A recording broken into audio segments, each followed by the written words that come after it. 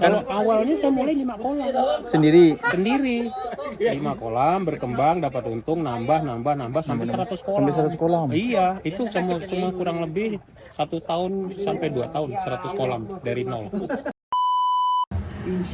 Mutunya wis luar negeri pasti diambil gitu, pasti itu. Karena benar-benar udah fakta ini kan.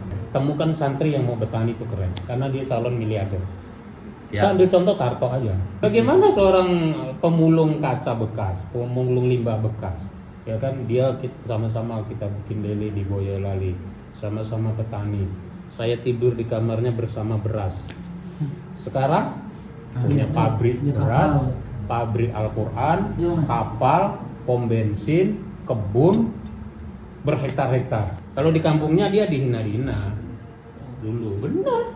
Dan hebatnya lagi, itu yang saya tak sanggup otak saya. Itu pabrik beras nggak pernah diambil begitu, sepeser pun. Pabrik Al-Quran nggak pernah diambil sepeser pun, biarkan berkembang. Yang bensin nggak pernah diambil, biarin katanya. Yang ngurus tuh orang pondok katanya. Allah, mati Allah. Nah itu yang loncatannya luar biasa itu ternyata pengabdiannya kepada orang tua. Saya ingat betul dia balik ke sana itu satu ya kalimatnya. Bah, aku mau balik, kenapa? Aku mau ngabdi orang tua. Orang tuaku udah tua, udah nggak bisa ngarit, nggak mampu, tinggal berdua. Yang lain kan udah semua keluarga kan, aku anak bungsu. Jadi, ya mau nggak mau lah ini orang tuaku, saya harus pulang. Saya pergi ke sana, pikul apa tuh ngambil beras tuh, ngambil padi di sawah tuh. Bener-bener saya datang ke sawahnya sama dia. Dia benar-benar ikutan. Ya memang dia petani, orang susah gimana? Bener-bener saya tidur di kamar yang sekarang kamarnya itu mewah banget, nggak dirubah, hanya dipermanenkan luar biasa, nggak dirubah, udah ber-AC dan karyawan di situ. Dan itu dari saya tercengangnya, saya kan nggak pernah cerita dia itu tentang pabrik Qurannya, ininya Allah. Sekarang tanahnya udah berhektar bang. Gigi, Ya. kita kedatangan tamu dari mana nih Bang? Wah, masya Allah ini guru saya nih. Ini namanya Mbah Darmin. Nah, beliau guru banyak hal. Kali ini kita mau mensupervisi budidaya lele. Oh, Nah, jadi kita mau seriusin ya bagaimana lele ini bisa dikembangbiakkan menjadi ya untuk kemandirian masjid, pondok. Jadi anak-anak muda, santri gitu ya wajib punya skill. Salah satunya ini punya skill beternak. Masya Allah. Budidaya lele mantap. Tuh. Ini udah mainan kita yang lama udah. Itu bikin kayak gini berapa dulu? 7. Pernah bikin kayak kolam kayak gini? Berapa kolam? 7 kolam. Berapa lele tuh Mbah? 7 kolam itu kalau saya kan tebarnya ini 1000. Ini aroma sampah. Kalau yang apa tuh? Satu kolam 1000 Mbah? 1000. Berarti 7000. Ya, Panennya berapa lama tuh Mbah? 2 bulan panen. Ini yang kayak gini, kalau yang terpal biasa segi 4 ada 100 kolam. Kayak gini. 100 kolam? Iya. Selesai. Tapi kalau yang segi 4 enggak sebesar ini Mbah? Segi 4 itu 2 kali 4, 3 kali 5, 3 kali 4 kayak gitu macam-macam. Kurang lebih kayak gini lah ya Mbah? Ya ini kan karena bentuk bulat kan. Ini berarti 3 meter nih ya, di meter 3. Ada 100 kolam. Berarti setiap hari panen Mbah? Setiap hari. Belum bibitnya lagi. Bibitnya nggak cukup. Dan kita akan buat di masjid. Insya Allah. Ini kan masih lahan ya. Iya. Ini udah berapa hari nih? Yang ini baru nih, Ini Mbak. baru masuk ya? Baru masuk. Oke. Baru kemarin, Mbak. Ada 2500. Pakai apa? Pakai pakannya pakai apa? 240. Pakannya pakai apa nih? Pakai F9. F99. Oke. Apa nih namanya? Sering nggak mati? Muncul mati? Belum. Jangan belum, jangan. Baru satu itu aja. Ya. Oh jangan ya? Jangan dong, harusnya nggak ada yang mati. Oh Nah, harusnya. cara ngasih makan udah dikasih tahu. Cuman ngasih makan 7 kali sehari satu. Dikasih dibasahin nggak? Dibasahin dulu nggak? Kadang Nah. dibasahin, kadang enggak. Harus rutin dibasahin. Kalau masih kayak gini. Nampak. Apanya dibasahin, Mbak? Pakannya. Lembut. Pakannya itu tujuannya untuk apa? Tidak pecah perutnya. Memudahkan dia Nah, ini mencerna kan lah udah ya. kekenyangan nih. Biar enggak kejengal Ini kalau udah perutnya sampai kayak gitu kekenyangan.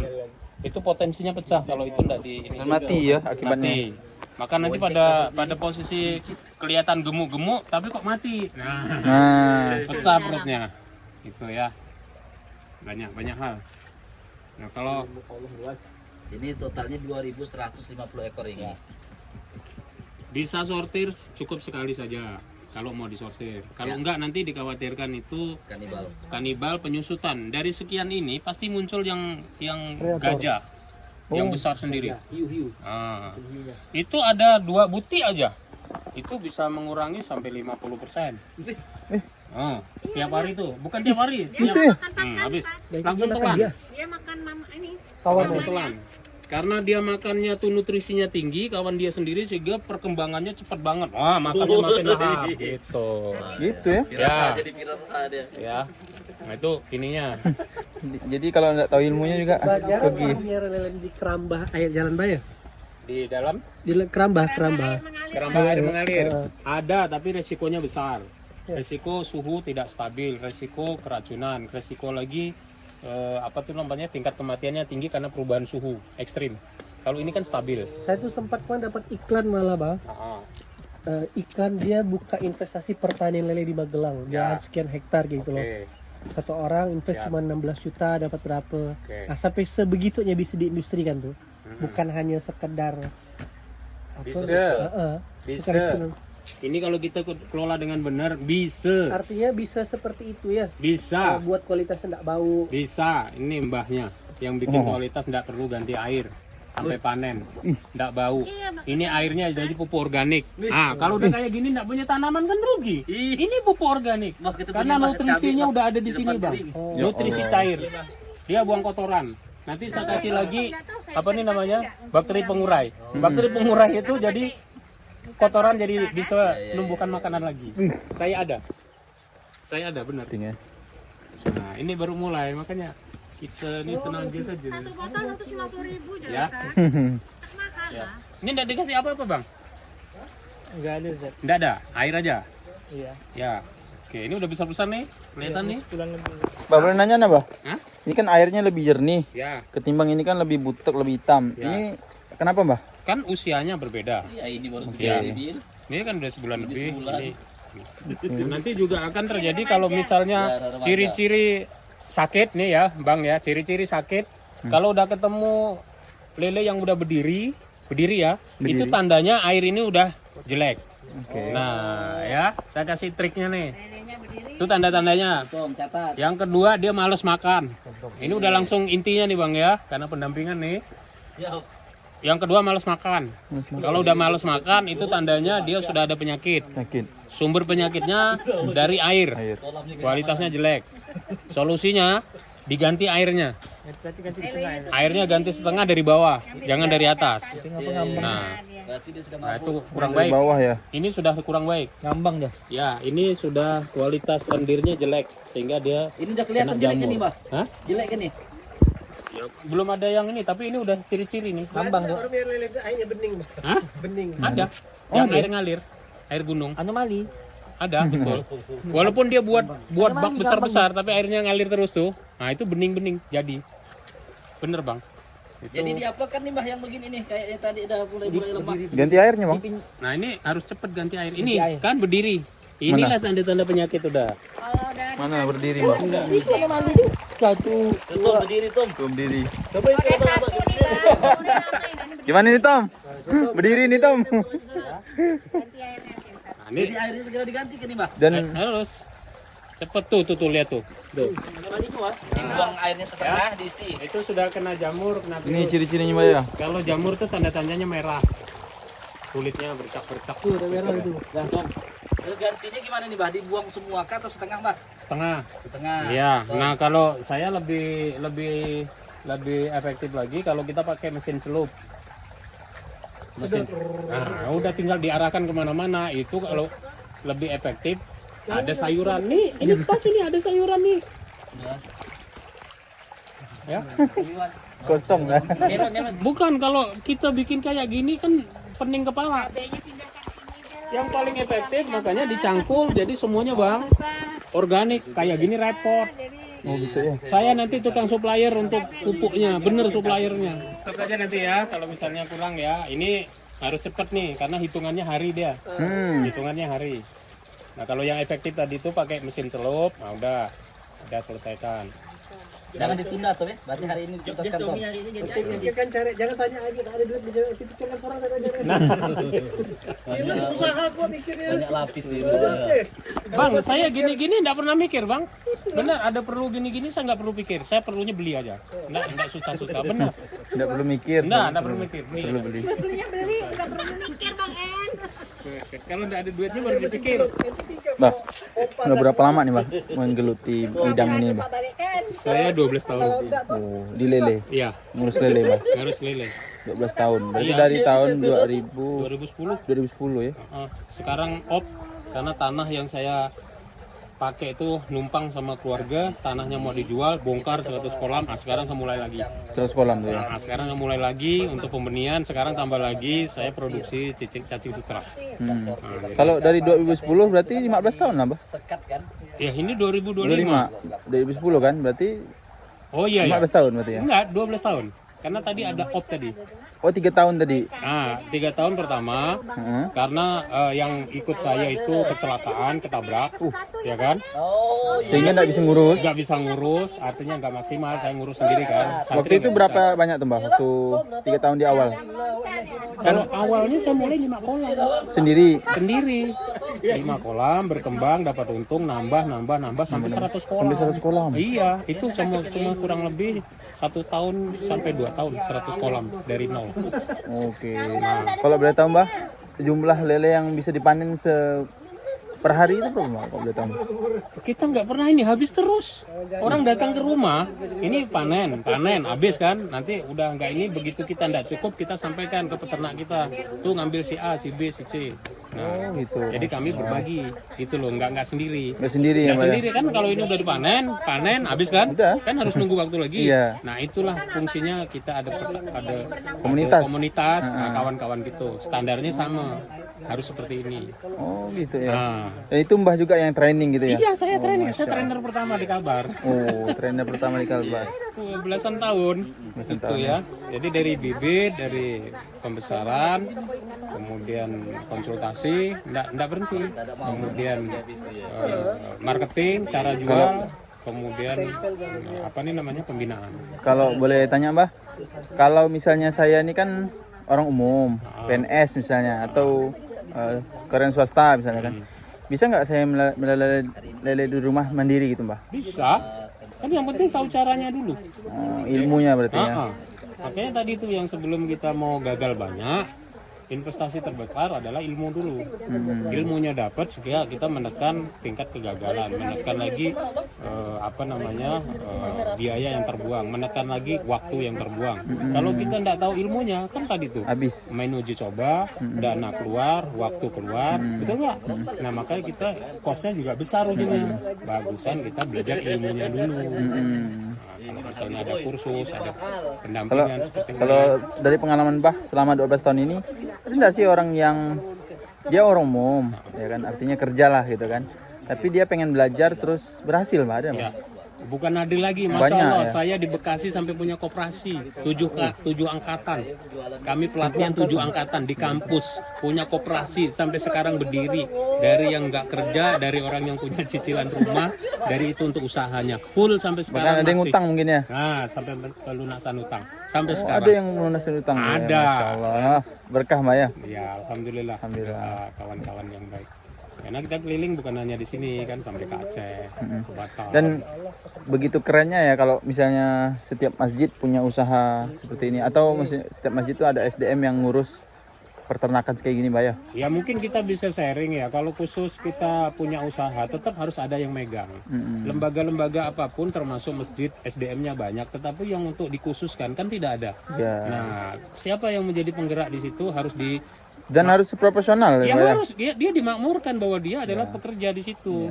Jadi kasih teknisnya itu dananya misalnya dari masjid. Nah, profesi dia adalah bekerja untuk masjid. Berarti kan terjaga sholatnya, terjaga ininya, Iya, Mbah ya. ibadahnya kan, kemudian dia ekonominya terjaga kan, keren mengangkat ini ekonomi orang. Bahkan tadi Mbah bilang bisa jadi leader juga ya. Iya benar.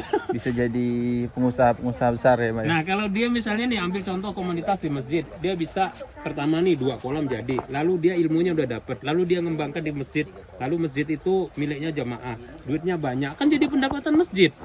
Ngapain susah? Mas. Ini dari segi satu ya, dari segi satu usaha, kan belum yang lain. Ini sharing aja. Kalau iya.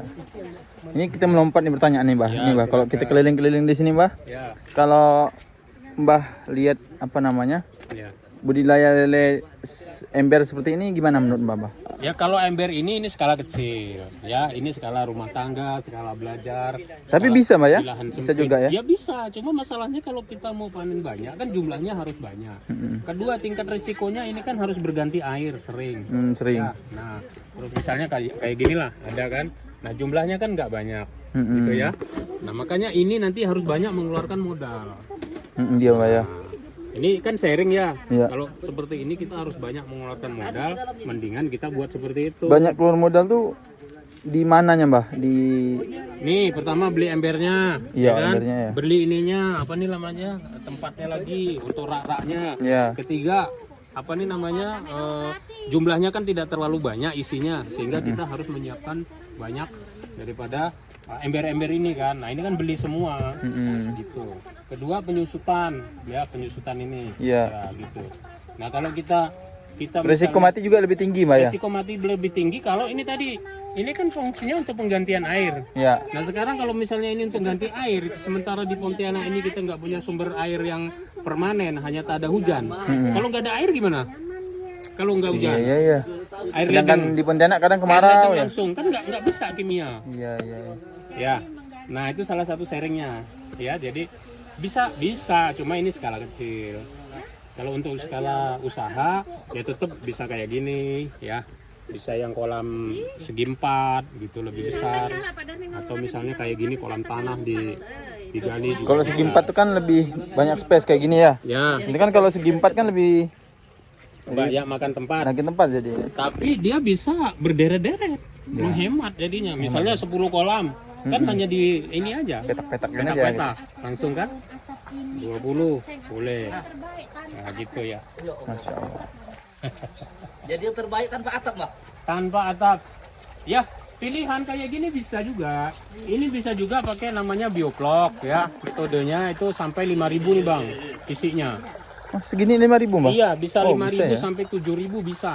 7.000 ekor. Iya. Gila kan Nah. 300 ekor nih. Bukan kan polanya beda lagi. Itu kan tebar padat tinggi namanya. Tebar padat tinggi Nah, TPT. itu kan harus ada sirkulasi, harus ada aerasi, harus ada nutrisi, harus ada listrik, hidup nonstop. Ah. Nah, kalau misalnya setengah jam sampai 1 jam hidup mati lampu, tidak ada genset, Mati. dia demo. Berdiri semua dia. Itu demo dah. Demo mati. Nah, itu bahasanya kita dia udah demo tuh resikonya tinggi kalau tidak punya pekerja yang rutin kontrol. Memang harus serius tuh menurut itu. Yang usaha tuh harus serius. Miliarder soalnya. Jangan cari bini ya serius. Cari usaha saja. Tak bisa masuk apaan. Langsung di poin. Ini kan tempat pembelajaran betul. Iya. Kalau sudah sukses baru ditambah-tambah. Siap. Siap lah, Gitu. Tom. Siap lah pokoknya. Gimana sih saya mulai kan dengan 5 kolam. Hah? Tahun pertama 5 kolam, tahun keduanya udah jadi 100 kolam. Itu kan karena dari 5 kolam itu gagal, tapi berhasil di pembesarannya. Pembenihannya gagal. Nah, berikutnya begitu diuji berikutnya pembenihannya bagus, terus pembesarannya masih 50-50, belum maksimal. Begitu ketemu metodenya, pembenihannya benar, pembesarannya benar, 100 kolam sebentar. Bah, berapa lama udah panen nih, Bah? Kalau kayak tadi yang kecil tuh. 2 bulan. Tergantung bibitnya, Bang. Kalau bibitnya unggul 2 bulan. Kalau bibitnya enggak unggul bisa 3 bulan 4 bulan. Gitu ya? Ah, bibit unggul kan dari Mempengaruhi pemerintah. Dari pemerintah. Yang induknya terjaga. Kalau Mbah juga? Kuriang ya. Semua unggul. Harus Oh, cari tahu. berarti Mbah nyiapkan bibit lah ya? Iya. Saya ngambil dari Sukabumi langsung. Saya enggak menciptakan Cepat ya. indukan karena indukan yang kami beli itu hanya untuk bisa melahirkan anak. Kalau dijadikan induk Kalau merek penurunan kualitas. Nah, saya menjaga itu betul. Jadi saya beli indukannya banyak dari pemerintah Sukabumi ya, atau dari Subang. Subang. Apa BBAT namanya. BBAT. Balai Besar Air Tawar gitu.